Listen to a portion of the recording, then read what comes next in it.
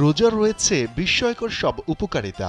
এ সময় আমাদের দেহের অভ্যন্তরে ঘটে এমন কিছু পরিবর্তন যা রীতিমতো বিস্ময়কর।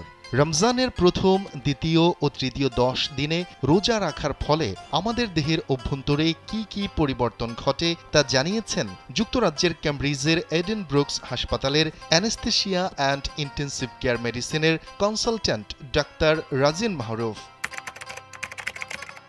শেষবার খাবার খাওয়ার পর 8 ঘন্টা পার না হওয়া পর্যন্ত মানুষের শরীরে রোজার প্রভাব তেমন একটা পড়ে না। আমরা যে খাবার খাই পাকস্থলীতে তা পুরোপুরি হজম হতে এবং এর পুষ্টি শোষণ করতে অন্তত 8 ঘন্টা সময় নেয় শরীর।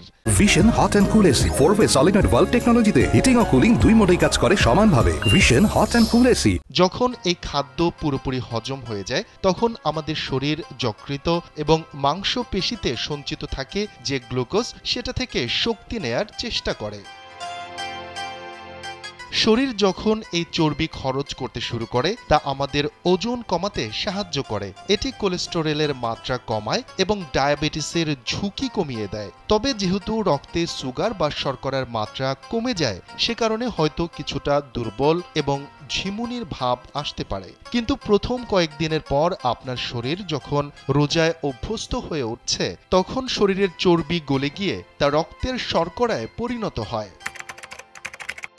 এই পর্যায়ে এসে দেখা যায় শরীর ও মন উভয়ই ভালো বোধ করছে, কারণ রোজার সঙ্গে শরীর তখন মানিয়ে নিতে শুরু করে। এর সুফলের বিষয়ে ডাক্তার রাজিন মাহরুফ বলেন, সাধারণত দৈনন্দিন জীবনে আমরা অনেক বেশি ক্যালোরিযুক্ত খাবার খাই এবং এর ফলে আমাদের শরীর অন্য অনেক কাজ ঠিকমতো করতে পারে না।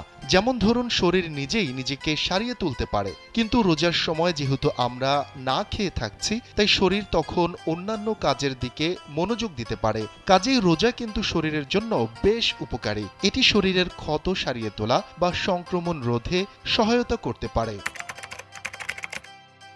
এই সময়টায় আমাদের শরীর পুরোপুরি রোজার সঙ্গে মানিয়ে নেয়। ডাক্তার মারুফ জানান, এ সময় আপনার শরীরের অঙ্গ প্রত্যঙ্গ তাদের পূর্ণ কর্মক্ষমতা ফিরে পায়, আপনার স্মৃতি এবং মনোযোগের উন্নতি হবে এবং আপনি যেন শরীরে অনেক শক্তি পাবেন। এ বিষয়ে ক্যামব্রিজের এডেন ব্রুকস হাসপাতালের এই চিকিৎসক জানান, রোজা অবশ্যই স্বাস্থ্যের জন্য উপকারী। তার মতে রোজা রাখা শরীরের জন্য ভালো, কারণ আমরা কি খাই এবং কখন খাই রোজা সেটার উপর আমাদের মনোযোগ দিতে সহায়তা করে। 1 মাসে রোজা রাখা ভালো, কিন্তু একটানা রোজা রেখে যাওয়ার পরামর্শ দেয়া যাবে না। ডাক্তার মাহরুফের পরামর্শ, রমজানের পরে বছরের অন্যান্য সময়ে বিরতি দিয়ে রোজা পালন করতে হবে, আর এটা শরীরের জন্য দারুণ উপকারী। শফিকুল ইসলাম শান্ত, কালবেলা।